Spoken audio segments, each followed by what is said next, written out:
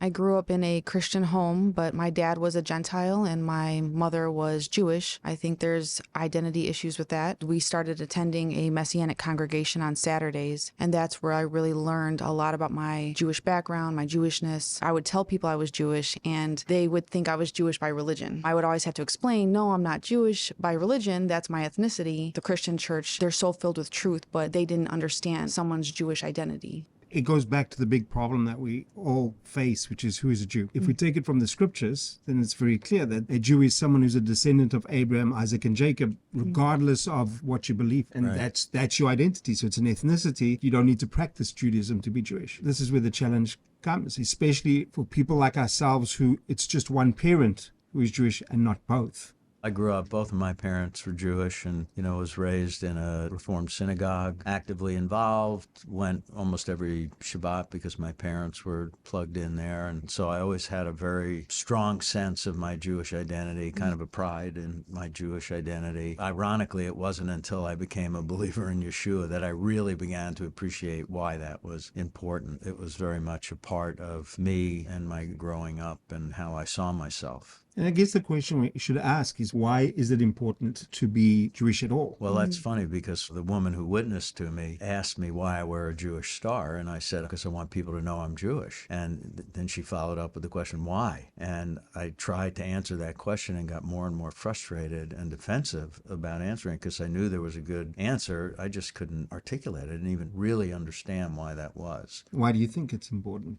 I really never even asked that question to myself. I just always grew up reading the Bible and learning my Jewish history through that, and that's why I thought it was important. I loved saying, oh, Jesus was Jewish. But yeah, I do think that it was important, especially with all of the suffering that the Jewish people went through, and it is true, I think, that their identity is continually attacked. And I think that was part of it for me before I came to faith, that Jewish identity and identification with the community and holding on to that and being proud of that and defending that came out of, I was born 7 years after the Holocaust, and it came out of that sense of existential threat that was there, and it was important to know who I was, to understand that there was a threat and that we needed to guard ourselves and our identity.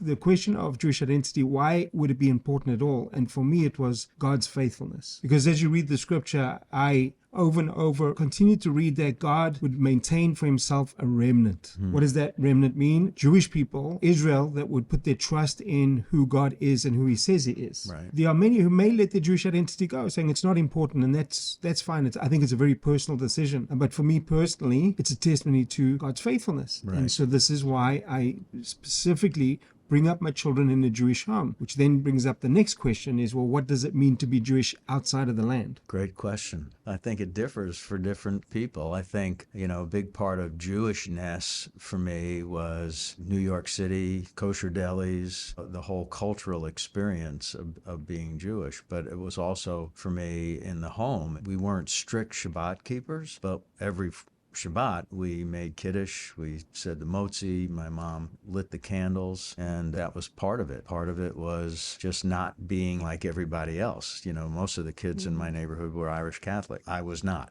So it was that differentiation. All of those things changed from before I knew the Lord and really began to immerse myself in the scriptures, and then after I came to faith. So now if somebody said to me, why do you want people to know you're Jewish? My answer is for the glory of God, because he made these promises and he said, I am going to glorify myself. My glory will cover the earth as the oceans cover the world. And the way he's going to do that is by keeping his promises to our people. So one of the things that I see is that there's a spectrum of Jewishness, that there is no one way to be a Jew. And for whatever reason, as you move from the left to the right within Judaism, both in ethnicity and religion, one can never do enough to be Jewish. It's always the guy to your left is not as Jewish as me because he doesn't do these things. And there's always someone on your right saying, you're not Jewish enough because you don't do these things. Right. This becomes a problem. What I found really interesting, though, is that where all Jews tend to agree, today at least, is as soon as you believe that Jesus is the Messiah, you're kind of on the outside. Yeah. And everything else is fine. Doesn't matter what you do. But that one thing is a problem. And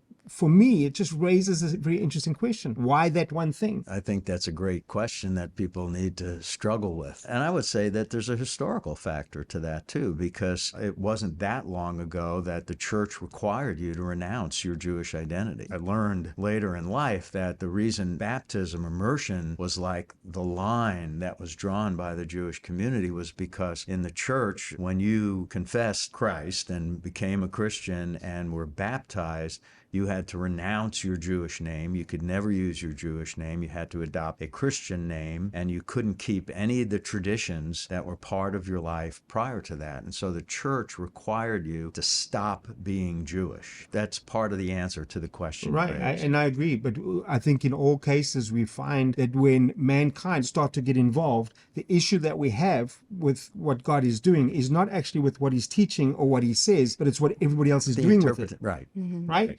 So yes, the church did that and it was wrong, but this is not what the scripture teaches. Right. So being in a Messianic congregation, do you find that as a solution to the problem of being a believer in Jewish? I wouldn't say a solution, but I definitely think, at the time when I was going, I did feel like I belonged. And surprisingly, even at the congregation that we were at, there were actually Jewish people that were not believers that would still attend there. They wanted to go somewhere where they belonged. They felt like they were accepted. They sat under the same teachings, but I don't really know what the solution is. How would you say is the Messianic movement or the Messianic congregations not then a solution to the problem? I don't think it is the solution or not the solution. I just don't know what the solution would be. I know that on an individual basis, we need to find or accept our identity in Yeshua. That has to be the ultimate. Once we find that true freedom through him, then maybe all that other stuff won't bother us so much, but that's just my own personal experience. I've always struggled with where do I belong, and I don't know what the root cause of that is. I think this is the challenge that we have within Messianic congregations is who we are and our identity, that too often we've got the pull of our people and our culture to Judaism. And so what happens in many of the Messianic congregations, that then becomes the priority. Instead of, like you said, I think if we all find our identity in Jesus and Yeshua, then it's really not an issue.